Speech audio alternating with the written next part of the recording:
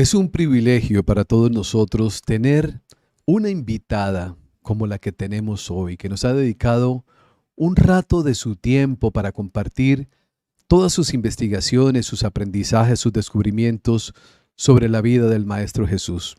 Cuando digo que es un privilegio, lo digo con el corazón, con gran alegría, porque tener con nosotros a una mujer capaz, inteligente, con gran preparación, con un gran deseo de aprendizaje, de investigar, de profundizar, de ir buscando esa verdad de lugar en lugar, de sitio en sitio, de libro en libro, hasta ir descubriendo cuál ha sido verdaderamente esa vida que ha vivido o que vivió el Maestro Jesús, y colocarlo al conocimiento de todos nosotros, pues es algo de gran bendición. Le doy la bienvenida a nuestra invitada Marisa Ventura.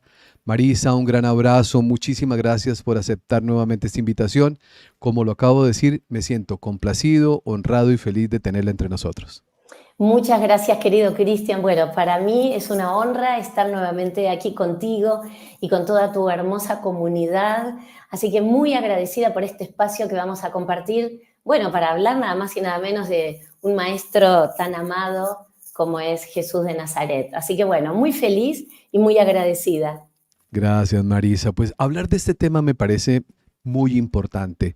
Hemos tenido una cantidad de información que nos han formado unas creencias, creencias que han marcado la humanidad entera, que nos han llevado a momentos de sufrimiento, de mal entendimiento, donde hemos tenido que vivir producto precisamente de esas cargas que han sido muy fuertes a través de, siento yo, no voy a colocarle connotaciones positivas o negativas, sino que se dieron de esa manera, pero que indudablemente han marcado la vida de todos nosotros. ¿Cuáles son esas verdades, cuáles son esas mentiras o malos entendidos, como querramos llamarlo, que nosotros hemos tenido durante tanto tiempo en relación a la vida del Maestro Jesús? Bueno, como muy bien decís, mira, a lo largo de los siglos y a lo largo de la historia, la propia historia, en este caso de Jesús, se ha escrito, reescrito, reinterpretado muchas veces. Y como mencionabas, hemos crecido a lo largo de la historia, de nuestras vidas, de nuestras generaciones, con un montón de condicionantes o con creer a Jesús de una manera que cuando empezamos a explorar al Jesús histórico, entendemos que hay cosas que son diferentes a lo que hemos aprendido, ¿verdad? Y con lo que hemos convivido. Podríamos preguntarnos, por ejemplo, ¿Jesús nació en el siglo I? ¿Nació un 24 de diciembre? ¿Fue verdaderamente un hombre célibe? ¿Por qué crucifican a Jesús? ¿Lo crucifican por el mensaje de amor o lo crucifican porque fue un hombre incomprendido y fue tildado de revoltoso y de sedicioso político? Hay un montón de cuestiones para empezar a explorar la vida de cómo deberíamos llamarlo por su nombre en hebreo, Yeshua, Yeshua de Nazaret, que es lindo volver y empezar a entender. El pueblo del cual viene Jesús, de Nazaret, que en esa época no había apellidos. Entonces a las personas se las conocía por el nombre del pueblo en el cual vivían. Si bien Jesús nace en Belén, lo conocemos como Jesús de Nazaret. Con lo cual podemos empezar a explorar y armar como una línea en el tiempo para que sea si lo consideras, un discurso Me ordenado. parece perfecto. Porque hay tanto para hablar de este rabí que tuvo esta aura profética, que vino a sanar almas, a sanar cuerpos, a exorcizar. Un hombre fabuloso que vino a esta tierra para tratar de instaurar su proyecto del reino de Dios. Entonces la invitación que me gustaría hacer es a ponernos los cristales del siglo I, a caminar con las sandalias que caminó Jesús en la Judea de su tiempo, para poder comprender qué pasó. Yo siempre digo, a mí me hubiera encantado estar ahí, me gustaría poder volver el tiempo atrás y poder tener todas estas como verdades, que nunca vamos a llegar a la verdad, y hay que decirlo. Todas son aproximaciones, ¿sí? A partir de la investigación histórica y de todo lo que tenemos para armar este mosaico y empezar bueno, a reconstruir eventualmente o a reeducarnos o a comprender mejor la vida de Jesús. Marisa, Entonces, antes de sí, iniciar ese recorrido, yo le sí. hago esta pregunta que yo creería que cualquier persona que nos está viendo ahora la haría, y es cómo ha llegado a esos descubrimientos. porque usted ha sido viajera, o sea, ha sido investigadora de presencia. ¿Cómo ha sido ese proceso? ¿Cuántos años le ha tomado? ¿Cuánto tiempo en su vida, si uno pudiera cuantificarlo de horas de Mm. estudio, de investigación para llegar a entenderlo, le ha dedicado a este tema que es tan valioso y tan importante? Mira, creo que toda la vida. Por lo menos yo empecé a leer mucho historia cuando tenía 11 años. Y, pero leía historia, porque sentía una pasión, sobre todo por la Edad Media, y siempre por la religión. Siempre estuve muy cercana a mi religión. Yo estudié en una escuela de mujeres solas, de monjas francesas. Siempre tuve una conexión muy fuerte con Jesús, aunque la conexión más profunda de investigación se me despertó un poco más grande, podría decir tal vez a los 20 años. Y empiezo a viajar, empiezo a estudiar y la investigación creo que es parte de mi vida. Mínimamente hace más de 25 años que me dedico a la investigación. Inicialmente mi foco fueron las mujeres maltratadas por la historia. Siempre me gusta indagar por allí. María Magdalena a la cabeza, esta mujer que acompaña justamente a Jesús en todo su ministerio, y le dedico muchas horas al día, hace muchos años. Antes, bueno, por mi trabajo en la vida corporativa, leía muchísimo de noche. Cuando volvía a mi casa de noche, horas, me dormía a cualquier hora. Pero es que es como digo yo, ese fuego sagrado, esa pasión, el querer saber más. Y después yo leo todo, leo lo que me hace sentido, lo que me enoja, lo que me desafía. Leo a veces autores que digo, pero es necesario que se expresen estos términos o que estas ideas que me parecen descabelladas. También luchar contra eso y romper mis propios paradigmas, mis propias Claro. creencias. Y viajar, bueno, con mis padres desde muy pequeña he empezado a viajar, y luego después ya de grande, sí, he estado en los lugares, sobre todo donde vivió María Magdalena, pero bueno, en Francia, en Israel muchísimas veces, y ahí es todo un mundo donde ir a descubrir, ¿no?, los pasos de Jesús, los pasos de María Magdalena, las pistas que han dejado en esta tierra santa. Y bueno, no digo que fue y es y seguirá siendo como una obsesión, pero sí la misión de mi vida, ¿no? Y mucho estudio, mucha lectura, bueno, leer, es como muchas horas y infinito. Sí. Marisa, vamos a iniciar con ese recorrido histórico, cronológico, de cómo se veía, como usted lo bien lo dijo, en los tiempos de inicio de la vida del Maestro Jesús. Bueno, muy bien. Vamos a comenzar entonces preguntándonos, a ver, ¿nació Jesús en el siglo I? Que es lo que todos conocemos, que el nacimiento de Jesús va a dividir la historia de la humanidad entre un antes y un después de Cristo. Miremos qué importante fue este hombre que tuvo este impacto tan notable, ¿no?, en toda la humanidad. Y la realidad es que Jesús en verdad no nace en el siglo I. Y esto se lo debemos a un error de cálculo, a una persona influyente de la iglesia, de esa iglesia primitiva, allí en el siglo V, que fue Dionisio el Exiguo, que cuando empieza a contar hacia atrás para establecer la fecha de nacimiento de Jesús, establece el siglo I, pero básicamente por un error de cálculo. Entonces, ¿cuáles son las pistas que tenemos para saber cuándo habría nacido Jesús? Se cree que Jesús nació en el 6 antes del mismo, es decir, en el 6 antes de Cristo. Y una pista nos la da Herodes, porque Herodes es quien manda a matar a los inocentes menores de 2 años, y sabemos que Herodes muere en el 4 antes de Cristo. Entonces ahí ya entendemos, y aparte de la historia, esto es un dato histórico que confirma que en este recálculo, en esta cuenta hacia atrás, Dionisio comete un error y establece que Jesús nace en el siglo I, ¿verdad? Pero en realidad él nace 6 años antes del mismo.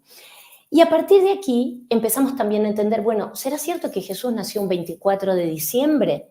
Mira, cuando empezamos a ver cómo nace Jesús, que nace en un pesebre, si hubiera sido en diciembre en Israel, en esa época hace muchísimo frío, hay heladas, y Jesús y seguramente la Madre María y José hubieran muerto de frío. Lo más probable es que Jesús haya nacido en el mes de octubre, Por eso ellos se alojan en un pesebre, en lo que se llama una sukkot en hebreo, que es una cabaña, que es una de las fiestas de peregrinación.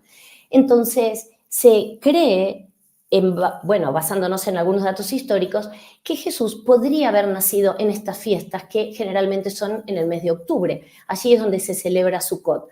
Es decir, que ¿por qué se pone el 24 de diciembre? Porque el 25 de diciembre es una fecha en la cual se celebraba a muchos dioses paganos. Y luego del Concilio de Nicea, en el 325, cuando ahí Constantino unifica, ¿no?, la religión del reino bajo esta nueva iglesia en nombre de Cristo, a partir de allí dice, bueno, vamos a unificar. La gente celebraba el 25 de diciembre ritos a distintos dioses.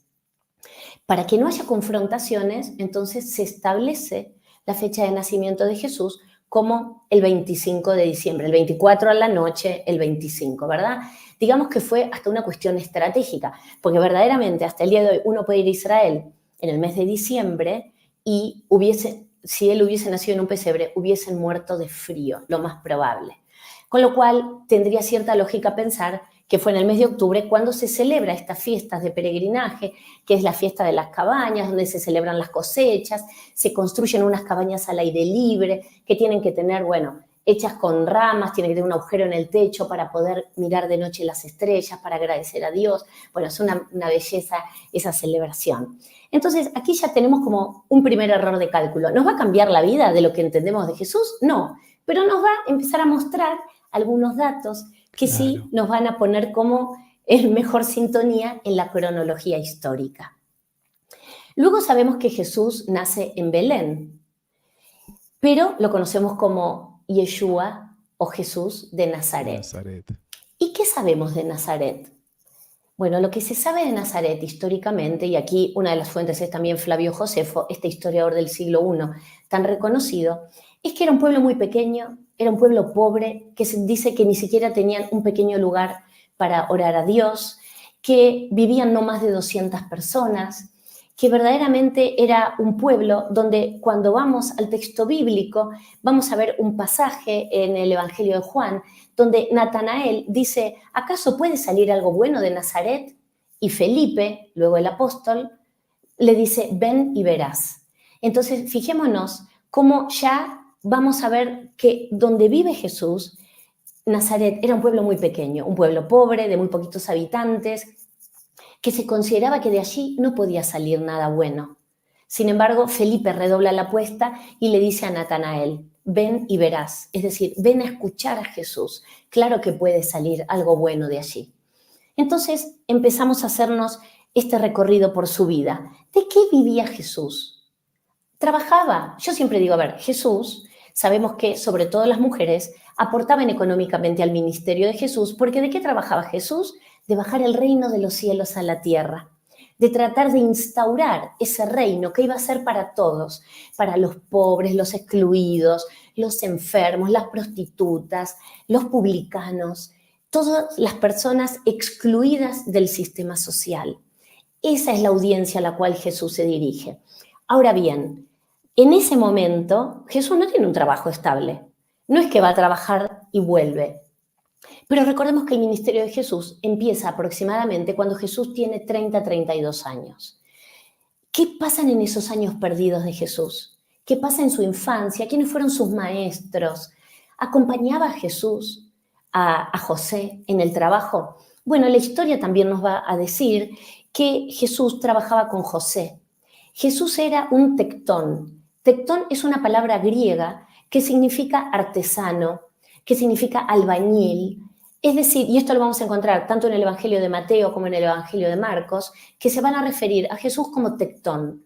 Es decir, podía ser un artesano, podía ser un albañil, podía ser un carpintero. Es decir, que Jesús trabajaba con José en la famosa carpintería que sabemos que tenía.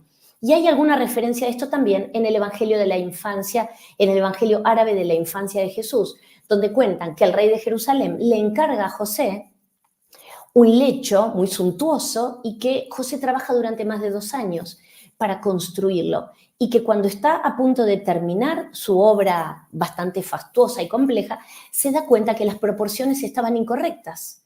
Entonces el rey se enoja tremendamente con José hasta que aparece Jesús en escena y le dice al padre, sostén de un lado que yo voy a sostener del otro, y ese trono que había mandado, ese lecho que había mandado a construir, se acomoda. Digamos que podría ser parte de estos milagros, de estas obras, de estos hechos maravillosos que Jesús llevaba adelante. Entonces, Jesús trabajaba junto a su padre y también se sabe que en esa época Seforis, que era una ciudad que se estaba construyendo para la gloria de Herodes, era un lugar donde se requerían muchos artesanos, muchos albañiles, muchos arquitectos. Seforis era un pueblo que se estaba construyendo muy grande, que quedaba a 6 kilómetros de Jerusalén, con lo cual podría ser que Jesús trabajara allí con José, que pasara un tiempo trabajando como artesano y que allí, mientras estudiaba, también trabajaba. Porque recordemos esto, mira, Jesús viene de un pueblo pobre, que era Nazaret, trabaja con su padre, que era un carpintero, que era una actividad que estaba bien remunerada, porque ser un carpintero, o un ebanista era algo bien considerado, pero no por eso dejaban de tener, o sea, un estatus social bastante limitado.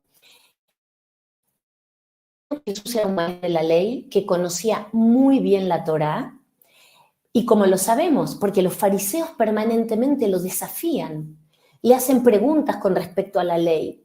¿Y con quién estudió Jesús? ¿Con quién se formó? ¿Quiénes fueron sus maestros?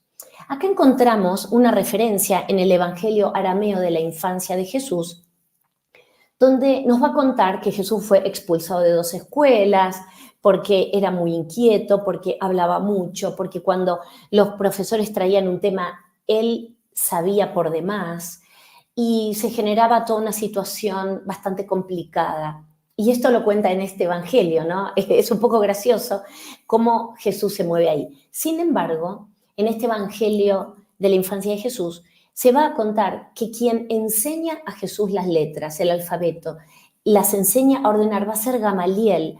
Recordemos que Gamaliel fue el nieto de Hillel, una de las grandes luminarias del pueblo de Israel. Y Gamaliel habla con José en cuanto a la sabiduría que tenía Jesús, que era notable. Dice, su hijo no necesita que nadie le enseñe porque dentro de sí mismo tiene todo su conocimiento.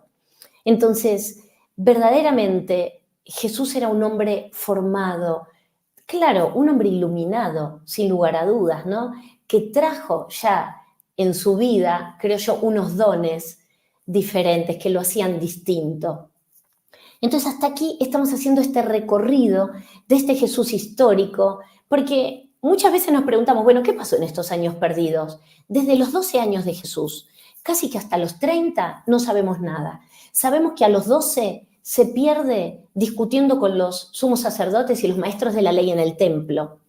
Y después volvemos a saber de él a los 30 años, cuando empieza su ministerio público. En este periodo de 18 años, Jesús trabaja, probablemente, como lo refiere también Flavio Josefo, en Séforis, esta ciudad que requería mucha mano de obra.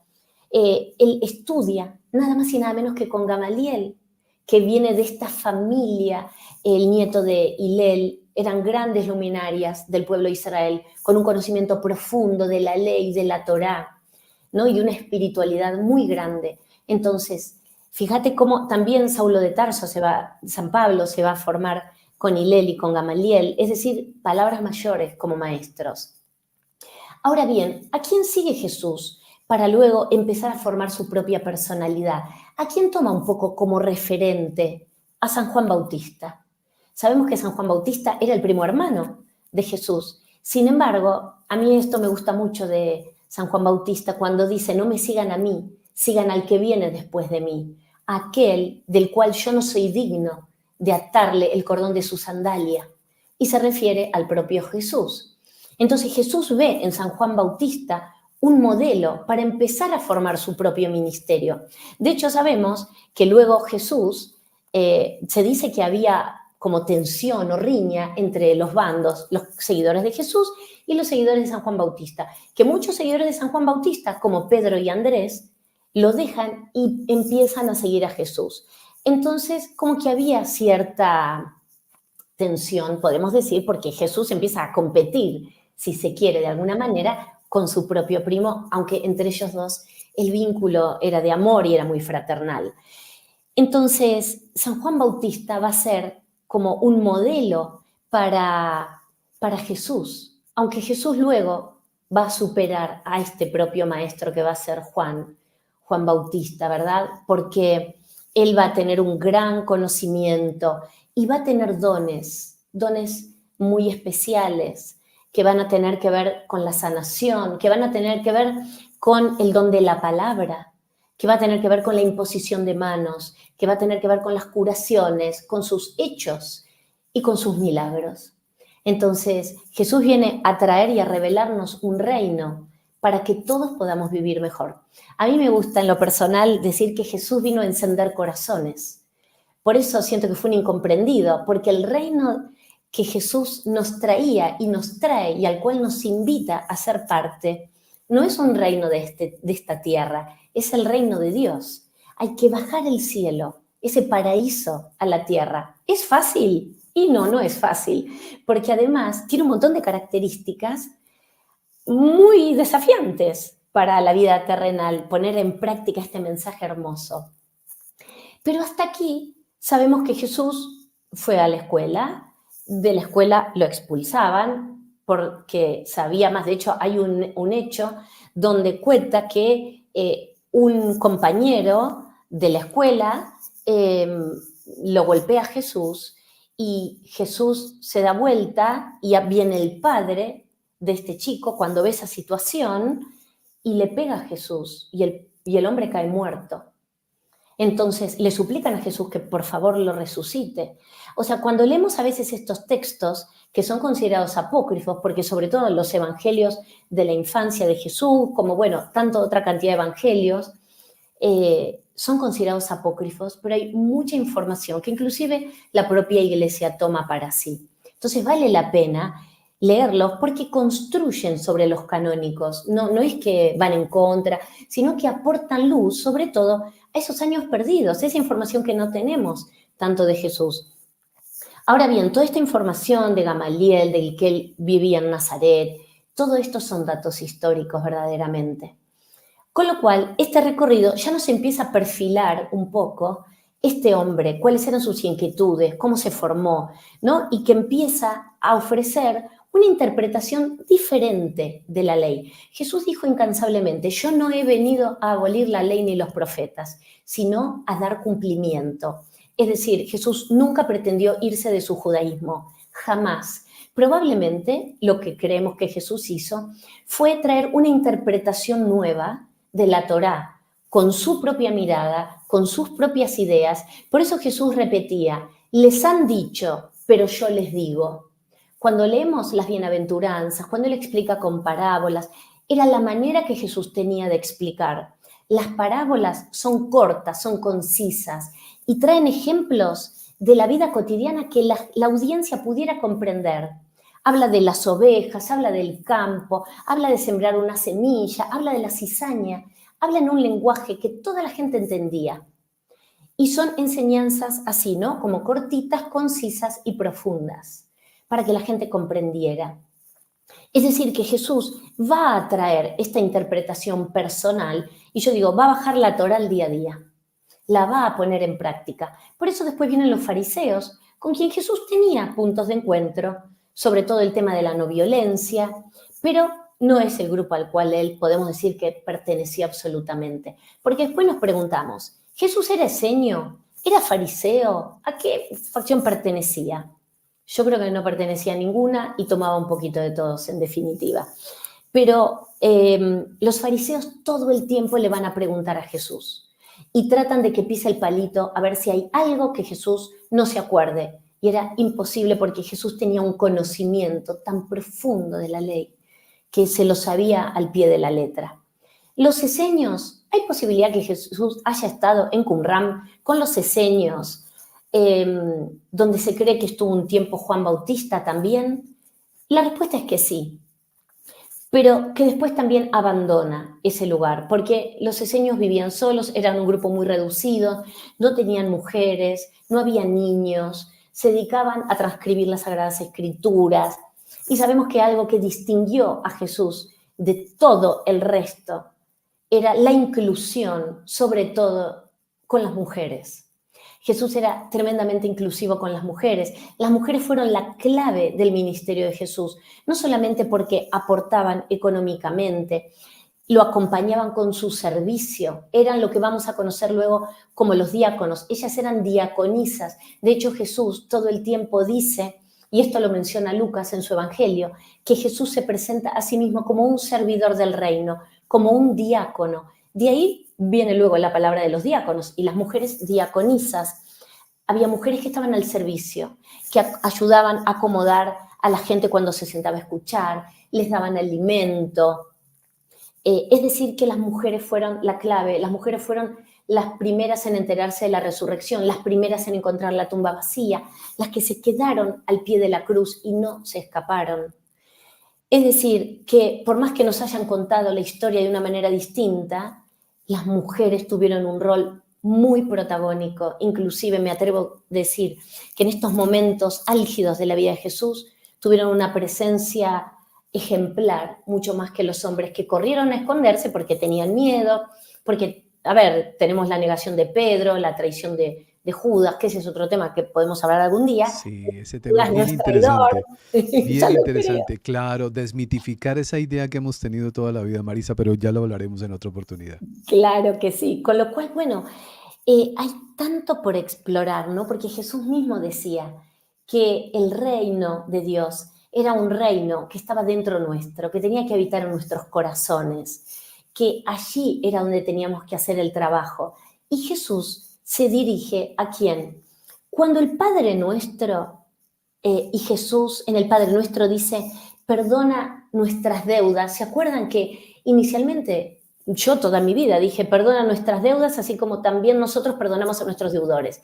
Después se cambió el deudas por ofensas, pero Ofensas. cuando Jesús habla perdona nuestras deudas, habla en términos económicos. Hay cierto dato histórico que dice que probablemente la familia de Jesús había perdido tierras por la opresión de los impuestos y del Imperio Romano. Y se sabe que cada 7 años había un año sabático en el cual todas las deudas volvían a cero. Si yo te debía a ti, si tú me debías a mí, todo volvía a foja cero. Entonces, cuando Jesús en el propio Padre Nuestro dice, perdona nuestras deudas, así como nosotros perdonamos a nuestros Nuestros deudores, deudores. habla en términos económicos. Después se cambió porque, claro, con el correr de los tiempos, ya nadie perdona la deuda, la vuelvo a cero, yo te perdono a vos, me perdonas a mí. Entonces todo se tuvo que ir acomodando. Pero Jesús sabía que la opresión que ejercía el Imperio Romano con respecto a los impuestos era altísima. ¿Y cuál era una de las preocupaciones más grandes de Jesús? Y que por ahí tanto no se hace referencia a esto. Era el hecho de dar de comer, el hecho de que la gente pudiera comer, la falta de comida, porque la gente no tenía dinero por los impuestos que tenían que pagar, hacía que esa gente tuviera carencias, carencias de salud, enfermedades, muertes muy prematuras. Jesús, una de las cosas que a él le preocupaban era el hecho de comer. Por eso él va a crear con este concepto del reino de Dios lo que se llama una comensalía abierta. ¿Y qué es esta comensalía abierta? Es una mesa comunitaria donde todos nos vamos a sentar a esa mesa, nos sentamos a la mesa del Señor, ¿no? Como dice la bienaventuranza, felices los invitados a la mesa del Señor. Entonces, Jesús quiere esta comensalía abierta, donde todos compartimos lo que tenemos, no la limosna. No, yo tengo esto poquito, lo traigo y lo comparto. Y esa comensalía abierta es parte del proyecto, donde todos como hermanos y hermanas nos sentamos a la mesa a compartir, a comer juntos. El proyecto de Jesús, la revolución de Jesús es absolutamente tan revolucionario, que Jesús quiere romper con ese modelo del pater familia. Para Jesús todos somos iguales, hombres, mujeres, hermanos, niños, eunucos, desprotegidos, enfermos, paralíticos. Jesús, personas que eran indefensas, ¿y qué hace? ¿Qué busca Jesús? Devolverles la dignidad. devolverles la filiación al Padre que está en los cielos. Jesús lo que busca verdaderamente es que tengan un proyecto y que se sientan parte de algo, porque toda esta gente eran personas excluidas del sistema, porque no podían acceder, no podían pagar impuestos, tal vez no tenían trabajo, los leprosos tenían que vivir exiliados. Entonces, cuando empezamos a entender quién fue este ser humano fabuloso que vino a traernos este mensaje de amor, pero no solamente un mensaje con palabras, hubo 3 instrumentos claves que Jesús tuvo que articular, que son muy importantes a lo largo de su ministerio, que son sus hechos, que son sus palabras y que son las disputas que él tenía. O sea, tenía disputas con los sumos sacerdotes, tenía disputas con los impuestos y con Roma, cuando va y expulsa a los comerciantes del templo. Sus hechos, sus actos, su sanación, dar de comer, curar, sanar, exorcizar, porque Jesús exorcizaba. Jesús sanaba con el poder de su palabra. Yo creo que la voz de Jesús, como él impostaba su voz, la cadencia del tono en la cual él hablaba, sumado a la sanación a través de la imposición de manos, esa transferencia de energía que hacía a las personas, que esa imposición de manos le otorgaba autoridad, ¿verdad? En lo que estaba haciendo. Las personas recuperaban la confianza y la fuerza interior porque creían que Jesús los iba a sanar y automáticamente ellos ayudaban a autosanarse. Entonces, él hace obras maravillosas. Y uno de los temas que, mira, hablando, ¿no? ¿Cuáles son esas cosas que hemos crecido creyendo Sí, que fueron y no fueron? Fueron los milagros de Jesús. Los milagros de Jesús tienen una historia de la palabra milagro mal traducida. En el texto bíblico, la palabra milagro como un hecho sobrenatural no existe, sino que va a hablar de fuerza, signos, trabajos y obras. Cuando San Jerónimo traduce estos hechos maravillosos que dejaban perplejos a todo el mundo, de las cosas que Jesús lograba a partir de no poner su voz, su cuerpo, su imposición de manos, ofrecer la bendición, bautizar, consolar. San Jerónimo traduce la palabra obras maravillosas con el término griego miraculous. Y ese término griego miraculous, con el concepto de maravilloso, se lo traduce al latino como milagroso milagros. y milagro. Y a partir de allí, una cantidad de confusión de creer que los milagros de Jesús fueron hechos sobrenaturales. Y en realidad no había tal hecho sobrenatural. Probablemente algunas cosas hoy podemos entender que aunque no fueron sobrenaturales, fueron milagrosas. ¿Por qué? Por el momento en el cual ocurren, en el momento y cómo las circunstancias se dieron. Yo creo que estas obras maravillosas que Jesús hacía, que sorprendían, y por todo lo que venimos hablando, ¿no? De cómo le devuelven a las personas no solo la dignidad, sino que algo fundamental que es la fe en sí mismos, en que se podían sanar, la fe en Jesús y la fe de Jesús, que son dos cosas diferentes. La gente creía y tenía fe en este hombre que tenía la capacidad de sanarlos, de devolverles el propósito y la dignidad, pero también la fe de Jesús que era en el Padre. Por eso tan importante que Jesús devuelve, ¿no? Esa filiación al Padre, esa filiación perdida, a ese Dios que está en los cielos, ese Dios que es Padre y Madre.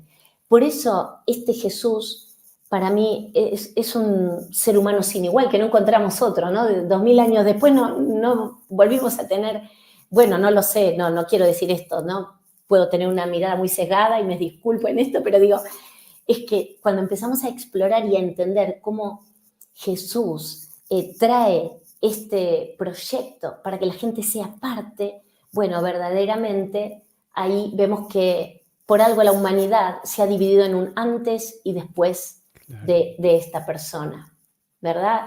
Él hizo un quiebre, sin lugar a dudas, en la humanidad, en la conciencia, porque a partir de lo que Jesús empieza a enseñar, de las parábolas, de las bienaventuranzas, de sus hechos, de las disputas, cómo él discute con los fariseos, cómo se enoja con los mercaderes del templo, y dice, esto es una cueva de bandidos, no transformen la casa de mi padre, que es una casa de oración, en una cueva de ladrones. Con lo cual, bueno, nos podemos ir haciendo la imagen que fue un hombre, si bien, como digo, ¿no? Con esta aura profética, este hombre que despertaba los corazones, que devolvía la fe, fue un hombre, sin lugar a dudas, de una voz dulce, amorosa, pero también firme, de También tiene convicción, su carácter, claro. sin duda, Claro. inquebrantable. Entonces, es verdaderamente, no sé, ¿cómo decir? Llena el alma, sea uno católico, cristiano, judío, budista, lo que sea. Estudiar la vida de Jesús. Es imposible que no despierte estos corazones y esta admiración, ¿no? Por una obra, por un reino, que el reino de Dios, como Jesús quiso instaurar, tiene dos dimensiones. La dimensión presente en la cual Jesús vivió, porque en algún punto sabemos que el mensaje de Jesús era escatológico, es decir, hablaba del fin de los tiempos. Ya San Juan Bautista bautizaba y le exhortaba a la gente a que se arrepintiera, a que pidiera perdón por sus pecados, porque el tiempo final ya se acercaba. El tiempo del juicio final era inminente. Y en la escatología de Jesús volvemos a encontrar que probablemente Jesús también creía que la instauración del reino era casi inmediata. Pero vemos que este reino tuvo una instancia, una dimensión en el pasado, en el propio momento de Jesús, pero también tenía una dimensión futura, de la cual el propio Jesús hablaba, y que todavía verdaderamente este proyecto del reino de Dios, esta revolución de Jesús, está en construcción. Pero la construcción no está afuera, la construcción está adentro nuestro. Y cuando todos entendamos que empieza por dentro, que la transformación ocurre en lo secreto o en lo oculto, ocurre dentro de nuestra Sí, claro. alma, ¿no? Cuando hagamos, como dice Tomás en su Evangelio, cuando hagamos lo de adentro como lo de afuera, lo de arriba como lo de abajo, cuando lo masculino no sea masculino, ni lo femenino sea femenino, entonces ahí entraremos en el reino de Dios. Claro, Marisa, eso es precisamente lo que poco a poco se ha venido comprendiendo, que la humanidad está esperando que venga el Salvador, ¿no? Que venga a salvarnos cuando resulta que es todo lo contrario. Exacto, no lo Nosotros somos. esperemos. Claro. Marisa, cuando hablamos de este tema, de estas verdades del Maestro Jesús, se nos está haciendo un recorrido fantástico, escuchándolo aquí con atención, todo ese recorrido histórico para ir entendiendo tantas cosas. Se han dicho en relación al Maestro que tuvo hijos, que no tuvo hijos, que se casó, que no se casó. ¿Qué sabemos o qué sabe Marisa Ventura en todas sus investigaciones en relación a estos temas, que tuvo hermanos, que bueno, lo que podamos Mm. conocer, que usted haya podido indagar? Bueno, con respecto al celibato, en los tiempos bíblicos la sexualidad era algo natural y mucho más, y no era condenada, y mucho más para el pueblo de Israel. ¿Por qué? Porque sabemos que hay un mandato en este pueblo y que siempre queda en la responsabilidad del hombre, que es la procreación. Y digamos que hay como una máxima, como un mandato, que es el crecer y multiplicarse como las estrellas del cielo y las arenas del mar. Siempre el pueblo de Israel pensó en tener una comunidad grande y numerosa, una comunidad fuerte, porque ¿qué esperaba y qué espera el pueblo de Israel? El Mesías. Y el Mesías requiere una comunidad numerosa y fuerte, porque de cualquier familia podía nacer ese Mesías. No es que podía venir de una familia o de una tribu en específico, en alguna de las 12 tribus de Israel. No, no. El Mesías podía venir de cualquier familia.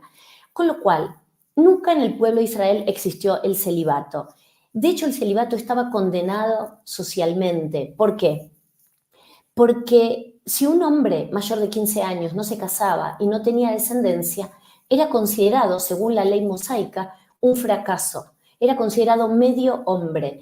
Es decir, que siempre en el pueblo de Israel no existió el celibato. El celibato se podía confundir con la homosexualidad, y la homosexualidad era una práctica que estaba prohibida, igual que la necrofilia, la zoofilia. Es decir, muchas veces estaba inclusive penado con la muerte. Entonces, aunque hubiese existido la homosexualidad, se iba a disimular y esos hombres se iban a casar.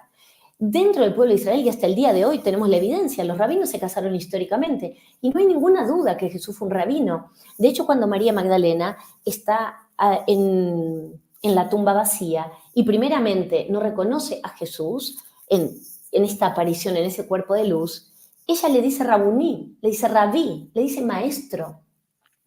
Es decir, que no hay duda que Jesús fue un rabino. Si Jesús no hubiera estado casado, no podría haber entrado al templo a predicar y a leer la Torá. Y mira, desde luego que la ley mosaica va a hablar todo el tiempo de la procreación, de traer hijos, del matrimonio, que era un mandato. Y tenemos que tener en cuenta un dato muy relevante. El abuelo de Jesús, Joaquín, es decir, el papá de la Madre María, fue expulsado del templo por considerarlo que era una vergüenza porque no tenía descendencia con Ana. A Joaquín lo expulsan del templo por no tener descendencia con Ana. Recordemos que después sabemos que Ana concibe a los 90 años. Entonces siempre a mí esto me lleva a la reflexión a decir, bueno, lo que habrá sido la familia de Jesús, que el abuelo de Jesús concibe con Ana cuando Ana recién tuvo 90 años y el abuelo tuvo que soportar la vergüenza de que sus propios compañeros de templo lo expulsen y no le permitan la entrada al templo. Entonces tenemos un ejemplo muy cercano de un caso donde el no tener descendencia estaba tremendamente mal visto y era el abuelo de Jesús. Con lo cual, que en la cabeza de Jesús haya existido la posibilidad de ser célibe, cuando en el pueblo bíblico, en el Antiguo Testamento, las mujeres lloraban pidiéndole a Dios no ser estériles. Y de hecho en la ley mosaica dice que si un hombre está casado con una mujer durante 10 años y en esos 10 años no concibe al menos un hijo, el hombre debe dejar a esa mujer, tomar otra mujer como esposa para intentar procrear. Entonces imagínate si con estas leyes, Jesús siendo un maestro de la ley, que la conocía al dedillo, de repente va a traer un modelo de célibe. ¿En qué cabeza? No cabe en ninguna, y menos en la cabeza. Esto ya sí es una opinión, desde luego, personal, pero por otro lado no tenemos ninguna constancia en ningún evangelio de que Jesús haya sido célibe. En ningún lado se dice que Jesús no tenía mujer y no tenía hijos. Y de hecho, puedo hacer referencia al evangelio de Felipe, el cual Felipe dice 3 caminaban siempre con el maestro, su madre, la hermana de su madre, la hermana de su madre, es decir, que la Madre María tuvo una hermana, lo dejo ahí en puntitos suspensivos, y María Magdalena, su esposa. Y dice, María Magdalena era para el maestro como una hermana, una madre, la esposa. El maestro besaba a María Magdalena frecuentemente en la boca. Es decir, desde cierta perspectiva, Felipe nos confirma que María Magdalena era la esposa del maestro. No había actas de matrimonio en esa época, claro que no. Todo lo que estamos diciendo es armar un mosaico, un rompecabezas de la vida de Jesús con toda la información que gracias a Dios hoy tenemos disponible. Ahora, en la tradición del pueblo de Israel no existe el celibato como tal, no existe. El celibato se le impone a Jesús definitivamente en el año 1074 en el Concilio de Roma y lo va a imponer Gregorio VII. Con lo cual, cuando empezamos a mirar la ley mosaica, el celibato prohibido y condenado absolutamente por poder considerarlo, ¿no? Como estábamos diciendo, como la homosexualidad. Entonces, un Jesús célibe no le servía a nadie. ¿A quién le servía? Sí, económicamente a la estructura eclesiástica le sirvió. Y para descalificar también luego a las mujeres. Por eso las mujeres no han tenido roles protagónicos dentro de la estructura eclesiástica y ni roles de liderazgo verdaderamente. Es una iglesia de hombres, armada por hombres, y debería decir casi que para hombres, cómo las mujeres fueron corridas de escena. Como una María Magdalena, que junto a la Madre María estuvieron siempre acompañando a Jesús, no tuvieron miedo, no se escondieron, no lo abandonaron. María Magdalena fue la primera mujer en encontrar la tumba vacía y va y anuncia. Como en el siglo I el testimonio de una mujer no era tomado como válido, va Pedro y Andrés a constatar lo que Magdalena había dicho. Finalmente, a quien Jesús elige para volver resucitado en esa primera aparición pública, ¿a quién es? ¿A Pedro? No, no vuelve a Pedro, perdón. No vuelve a esa piedra sobre la cual iba Jesús a construir una iglesia, que ese relato seguramente Jesús nunca lo dijo, porque luego Jesús mismo llama a Pedro piedra de tropiezo. Es decir, que cuando empezamos a estudiar, Jesús cuando habla y dice que sabe que él va a tener que entregar su vida para la construcción del reino, Pedro dice, no, Dios nos libre que esto ocurra. Y Jesús le dice, apártate, piedra de tropiezo. Entonces, ¿por qué Jesús vuelve a Magdalena? ¿Por qué no vuelve a Pedro? No hay una sola referencia canónica de que Jesús o que la Madre María haya visto resucitado a su hijo. Por eso también cuando vemos representaciones de la piedad, son propias de la imaginería o del descendimiento, son parte de la imaginación para recrear toda una situación. Con lo cual, en ese sentido, podemos empezar a armar este rompecabezas. Ahora bien, hay que ser justos y también decir que el modelo de Jesús fue tan revolucionario, tan diferente, y Jesús creyendo, ¿no? Como decíamos antes, en el fin de los tiempos, y él con este concepto de la comensalía abierta, de crear una mesa de hermanos y hermanas, podríamos atrevernos a pensar que él haya decidido la no procreación. ¿Por qué? Porque su proyecto era tan revolucionario que él quería romper con ese modelo patriarcal donde el hombre era la voz cantante y Jesús quiere un mundo de iguales. Entonces, desde esa perspectiva, podemos abrir una línea de pensamiento de entender que Jesús puede haber decidido no procrear, puede haber decidido que el mundo venidero o este reino de Dios que era inminente era de hermanos y hermanas.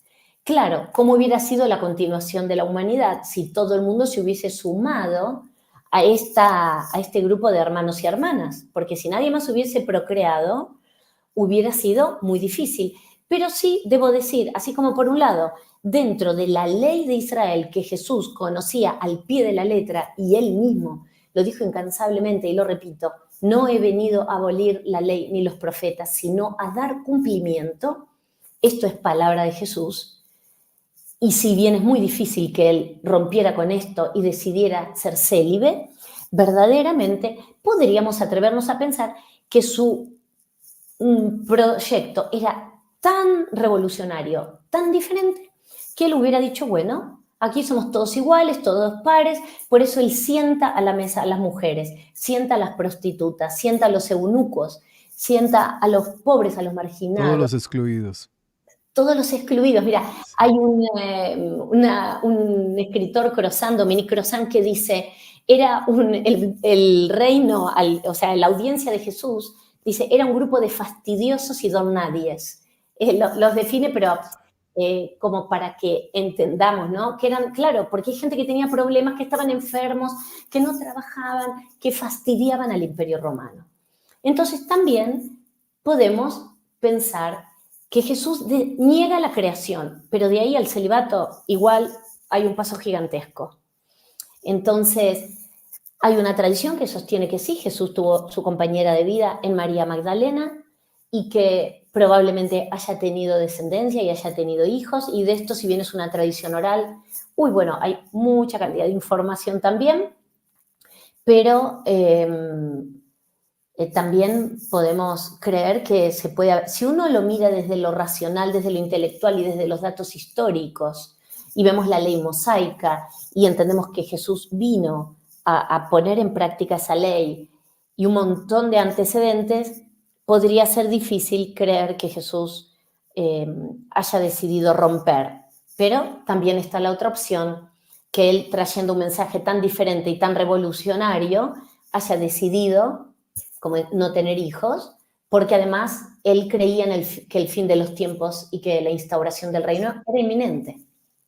Marisa, hay un programa que sueño que hagamos juntos, Sí, porque cada vez que la escucho, yo aquí por dentro doy gracias por tanto que usted nos entrega, por tanto conocimiento, por la investigación, porque la inmensa mayoría de la población se queda solamente con lo que leyó, con lo que le interpretaron para que le interpretara, pero jamás para llegar a profundizar y mirar si todo lo que nos han compartido es verdad o no es verdad, si es cierto o no es cierto. Lo único que termina siendo completamente real, Marisa, es cómo ha impactado la vida de todos nosotros todo eso que a través del tiempo ha venido cambiando. Y lo digo de forma concreta para tratar de decirle lo que quiero expresar. En el encuentro pasado, usted fue muy enfática al decir que en la transcripción que se hizo de las Sagradas Escrituras hay más de 320 errores. Correcto. Y cuando hay 320 errores, yo me imagino cómo sería la humanidad hoy si se hubiese traducido de forma correcta. Mi pregunta es, ¿cuántas cosas han cambiado producto de esos errores? Voy a colocar uno. Ujú. Uno que no fue error, porque eso fue, creo que fue, usted por favor corríjame que la experta es usted, yo expresamente tengo una vaga noción de esto, que fue la intención de Constantino con su madre Helena de retirar de las Sagradas Escrituras aquella parte donde hablaba de reencarnación, porque le quitaba poder a la iglesia y unificaba a través de la iglesia todas las creencias y ellos tomaban el control de eso, ¿De por de qué? gran parte de la historia nuestra. Claro, y el tema de la reencarnación es increíble, ¿no? Porque el pueblo de Israel sí cree en él, Jesús como buen judío, a veces nos olvidamos que Jesús fue judío, Jesús no se enteró nada de todo esto, Jesús no supo que fue cristiano, Jesús no supo que se veneró la cruz, Jesús no se enteró que se iba a construir el rosario, que se puede rezar, nada, ni él, ni la Madre María, ni María Magdalena, ni los apóstoles, todos los primeros seguidores de Jesús y él, desde luego, fueron judíos. Y el tema de la reencarnación, ¿qué pensaba Constantino? Que si la gente sabía que iban a tener otra vida, en esta no iban a hacer caso, no iban a trabajar, no iban a pagar los impuestos. De ese pensamiento tan básico sale el que la gente no crea que va a volver a otra vida, porque dicen, a ver si creen que como van a volver a otra vida, en esta se pueden dedicar a descansar, a no trabajar, total, voy a volver en la Sí. próxima. Y entonces y hay un tema muy álgido que con respecto a las traducciones, que es un debate eterno o no, no lo sé, pero que tiene que ver con y hay acá es un tema de sacralidad, por mucho tiempo no hablé de este tema hasta que no pude explorarlo más en profundidad, que es la profecía de Isaías, donde habla de el Mesías, y este Mesías que iba a nacer de una muchacha pura, y cómo se cambia en el griego y esa muchacha pura pasa a ser una muchacha virgen. Y se cambian directamente las palabras, ¿verdad? Entonces, ¿cómo a partir de ahí, para que Jesús pueda cumplir con todas las características que tenía que tener el Mesías, a partir de allí también tenemos una madre virgen, vamos a tener un montón de circunstancias que van a hacer referencia verdaderamente a la vida de Jesús, como para acomodar un poco esa vida para que encaje dentro de las características del Mesías. Pero bueno, sí, bueno, son temas álgidos algunos, ¿no? Ya estamos hablando de No, los pero milagros, la virginidad de claro. María y Pero sí, lo lindo de esto, Marisa, es escuchar a alguien que tiene el conocimiento, el sustento, la investigación, que tiene todo el trasfondo para poder llegar a manifestar que algo ha sido completamente diferente a todo lo que nosotros hemos vivido. Y yo hago énfasis en lo que decía Marisa, un día, ojalá sea pronto, me encantaría que Marisa Ventura nos dijera de esos 320 errores, estos 10, 15 o 20 o los que sean, 5 los que fueran, ¿cómo cambiaron la humanidad? O sea, ¿qué hubiese pasado si sí, esos muy bien. errores no se hubiesen dado? ¿Cómo miraríamos nosotros la muerte? Por lo colocar un ejemplo. ¿Sí? ¿Cómo Exacto. miraríamos nosotros? O sea, ¿será que habría sufrimiento cuando alguien muere o habría alegría? ¿Cómo poder interpretar eso? Porque ha habido, cuando la escucho, yo digo, bueno, cuánto dolor de yo no voy a echar la culpa a nadie, las cosas son como son y ya hay punto, Exacto. pero estamos en los tiempos de poder salir de esa ignorancia. La ignorancia es desconocimiento, para que nadie se sienta ofendido. Todos somos ignorantes en algo. Yo en muchas cosas soy ignorante, pero cuando voy estudiando, yo digo, wow, Sí, el caso de Judas, que ya lo hablaremos y haremos un programa sobre eso que me parece fantástico. Claro, es fantástico lo de Claro, Judas también. claro. Y sí, hay muchas, pero también, por ejemplo, el tema del pecado, el Ajá, sentirnos que somos pecadores, nacemos con el pecado. sí, Jesús en el Evangelio de María Magdalena dice, el pecado no existe. En nada de lo creado por Dios hay pecado. claro. Y lo primero que le dicen a uno cuando el niño nace, A ya nace bautizarlo. pecador. Pero fíjate algo, nos bautizan, sí, nos bautizan de bebés. Jesús nunca bautizó niños. San Juan Bautista no bautizó niños. ¿Por qué? Porque los niños no tienen conciencia de lo que están Sí, haciendo o o sea no que tienen la Arjona madurez. tenía razón. Claro. Entonces, sí, porque Jesús nunca bautizó niños. Ya ahí tenés una diferencia. Claro, Entonces, algunos son errores de traducción y otros han sido que se ha manipulado la información. ¿Cómo se sí, manipuló entre los errores y la manipulación? ¿Por qué? Porque si Jesús dijo incansablemente que no modificaran nada de lo que él había sido testigo y que no agregaran ninguna ley a las de la Torá, dice Jesús, no vaya a hacer cosas que sean esclavizados por ella. Qué poco caso le han hecho a Jesús, qué poco caso. Entonces se han puesto reglas más esclavizadoras que liberadoras sí. en su nombre y cosas de las cuales Jesús nunca habló. Jesús nunca habló de la mortificación de la carne, nunca habló del pecado. Jesús nos expidió acerca del celibato. Y es más, hay un pasaje en el Evangelio de Mateo donde los fariseos le preguntan, ¿cuáles son aquellos motivos por los cuales un hombre puede divorciarse de su esposa? Y Jesús dice que acaso no han leído las Escrituras. Dice, el hombre debe dejar a su padre y a su madre y unirse a su esposa. Y de dos carnes deben hacer una, dice Jesús, que el hombre no separe lo que Dios ha unido. Entonces, si Jesús mismo es el que dice que el hombre debe dejar como un mandato a su padre y a su madre para unirse a su esposa, y de dos carnes deben hacer una, porque ahí está el milagro luego de la procreación. Entonces, sí es el propio Jesús. Cuando nos ponemos los cristales para ver con ojos nuevos y escuchar con oídos atentos las enseñanzas de Jesús, muchas cosas cambian de Claro. significado. Somos muy buenos haciendo altares, pero muy malos haciendo caso. Correcto. Es buenísimo eso, es cierto. Sí, o sea, Así es. entramos en el ritual, hacemos muchos rituales, pero el mensaje tan claro, tan maravilloso que era el amor incondicional y todo lo que está alrededor, a eso Exacto. no, y por eso pues vemos nosotros el mundo en el proceso que va, que también está bien, porque al fin y al cabo todos son procesos Claro y que todo sí. es evolución, pero este tiempo de evolución que estamos teniendo junto a Marisa es el que empieza a romper una cantidad de creencias, invita, como Marisa lo ha dicho y como lo digo yo permanentemente en el canal Marisa, investiguen, lean, busquen más información, indaguen, porque es la única manera en que Ujú. uno puede llegar a tener un criterio propio luego de hacer todo un proceso de investigación donde todas las neuronas se unan y dicen, claro, ahora ya entendí. Entonces Exacto. empezamos nosotros a ver una verdad diferente y empezamos a vivir diferente. Y ese es el llamado que tenemos en este tiempo. Exacto, y te digo algo que me viene, ¿no? Sí, Jesús estuvo casado, no estuvo casado. eh, en realidad lo que importa Sí, es lo que muy bien decías, es un mensaje que cambia. A ver, ¿qué nos preocupa si Jesús sí, amó, tuvo una compañera de vida y sí, tuvo descendencia? ¿Qué nos cambia?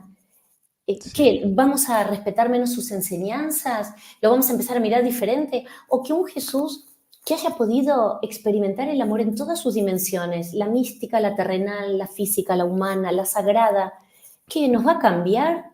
No, al Claro. contrario, yo creo que lo acerca muchísimo, lo humaniza. No hay que asustarse si eventualmente el maestro tuvo una compañera de vida, si procreó o no procreó. Sí, cuando yo me paro desde la perspectiva femenina, ¿y qué hubiera pasado con la humanidad si hombres y mujeres, desde el notable mensaje traído por Jesús, hubieran caminado juntos?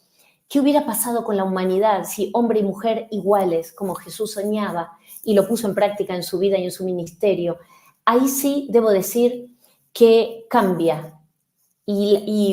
Bueno, entraríamos en otro terreno que tiene que ver con luego los siglos de silenciamiento de las mujeres y haber sido corrido de escena, ¿no? Desde un lugar de mucho respeto también y con una mirada crítica, pero también de investigación. Sí.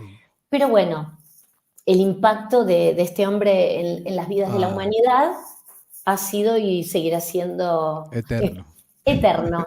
Sea uno Eterno. cristiano católico, sea No, judío, no no, importa, como un maestro. no. Así Dijo, es. es tan fácil expresar sus enseñanzas y nos toma tantas vidas poder aprenderlas, Marisa, Así ¿no? es. Tantas vidas aprender a no juzgar, a no Ay, condenar, sí. a todos los no que sabemos nosotros que simplemente cuando no comprendemos lo que hacemos Ujú. o cuando no comprendemos esta frase tan simple, cuando yo daño al otro, me daño a mí mismo, porque somos lo mismo, pero cuando yo le sirvo al otro, me estoy sirviendo a mí mismo a través del otro y eso es una gran bendición.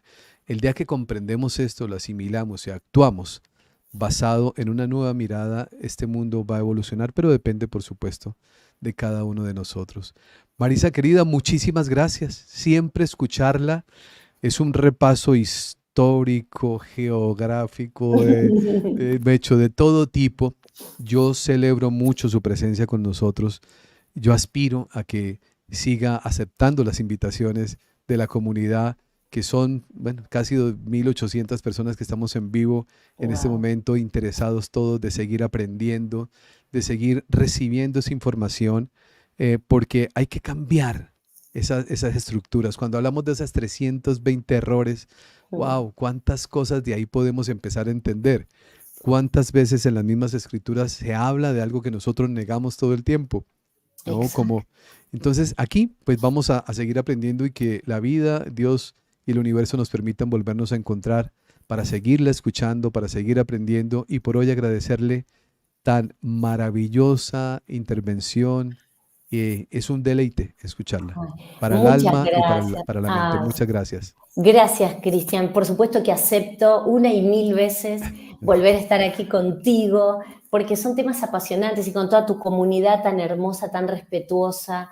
Y bueno, nada, yo nada más que agradecer el hecho de que quieran escucharme, lo hago con mucho amor y con mucha responsabilidad, como hablábamos nosotros un poquito antes de empezar, Sí. una gran responsabilidad, además, poner en palabras la vida de estos seres tan iluminados. Así que gracias, querido Cristian, y un beso para todos los que nos acompañan y los que nos verán después. Muchas gracias. Gracias, Marisa. Un gran abrazo a toda la comunidad que quiera conectarse más con Marisa.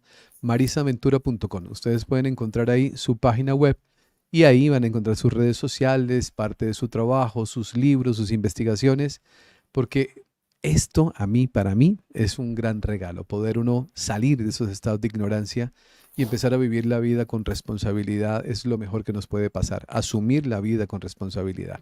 A todos ustedes un inmenso abrazo, muchísimas gracias por su compañía y me despido como siempre recordándoles que por favor jamás olviden hacer de cada día de su vida el mejor día de sus vidas. Bendiciones para todos, un inmenso abrazo.